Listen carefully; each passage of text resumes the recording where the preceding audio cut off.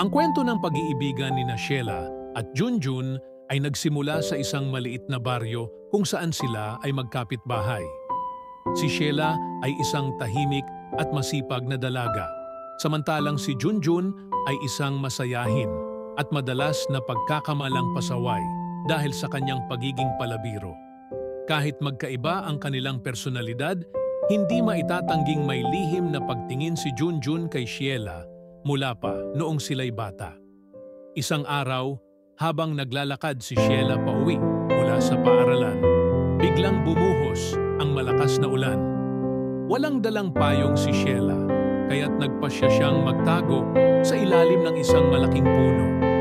Doon niya nakita si Junjun, hawak ang isang payong at walang pag-aalinlangang inialok ito sa kanya. Habang naglalakad sila sa ilalim ng payong, nagsimulang magkwento si Junjun tungkol sa mga pangarap niya sa buhay at ang mga simpleng bagay na nagpapasaya sa kanya.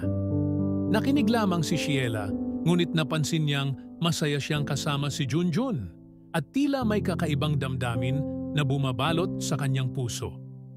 Mula noon, madalas na silang magkasama sa paghatid ni Junjun kay Sheila pauwi, sa mga simpleng kwentuhan tuwing hapon, at sa mga lakad ng kanilang mga kaibigan. Unti-unti, natutunan ni Sheila na ang mga biro ni Junjun ay may halong lambing at ang kanyang mga simpleng kilos ay puno ng malasakit. Dumating ang araw na hindi na nakapagpigil si Junjun. Sa ilalim ng parehong puno kung saan sila unang nagpayong, inamin niya ang kanyang nararamdaman kay Sheila. "Matagal na kitang gusto, Sheila.